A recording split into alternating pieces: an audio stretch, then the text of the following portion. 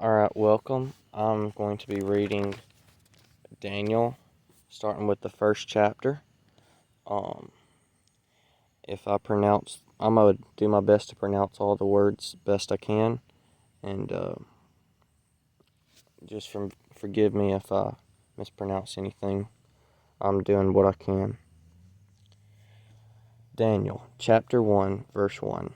In the third king of the reign of Jehoiakim, king of Judah, Nebuchadnezzar, king of Babylon, came to Jerusalem and besieged it.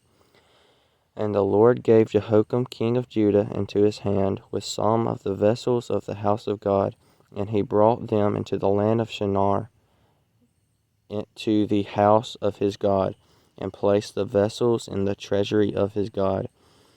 Then the king commanded Ashpenaz, his chief eunuch, to bring some of the people of Israel, both of the royal family and of the nobility, youths without blemish, of good appearance, and skillful in all wisdom, endowed with knowledge, understanding, learning, and competent to stand in the king's palace and to teach them the literature and language of the Chaldeans. The king assigned them a daily portion of the food that the king ate, and of the wine that he drank.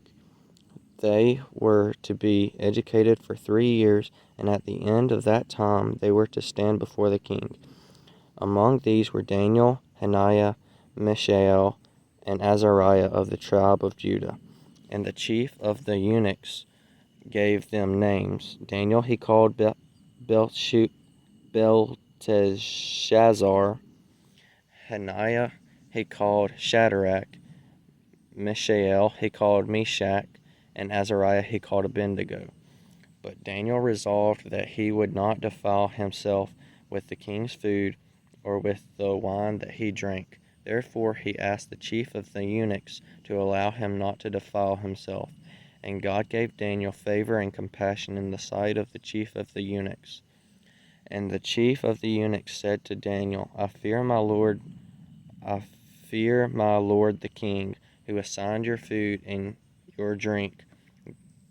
For why should he see that you were in worse condition than the youths who are of your own age, so that you would endanger my head with the king? Then Daniel said to the steward, whom the chief of the eunuchs had assigned over Daniel, Hananiah, Mishael, and Azariah, test your servants for 10 days. Let us be given vegetables to eat and water to drink. Then let our appearance and the appearance of the youths who eat the king's food be observed by you, and deal with your servants according to what you see. So he listened to them in this matter, and tested them for 10 days. At the end of 10 days it was seen that they were better in appearance and fatter in flesh than all the youths who ate the king's food. So the steward took away their food and the wine they were to drink, and gave them vegetables. As for these 4 youths, God gave them learning and skill in all literature and wisdom, and Daniel had understanding in all visions and dreams. At the end of the time when the king had commanded that they should be brought in, the chief of the eunuchs brought them in before Nebuchadnezzar. And the king spoke with them, and among all of them none was found like Daniel, Hananiah, Mishael, and Azariah. Therefore they stood before the king, and in a matter of wisdom and understanding about which the king inquired of them, he found them 10 times better than all the magicians and enchanters that were in all of his kingdom. And Daniel was there until the first year of King Cyrus.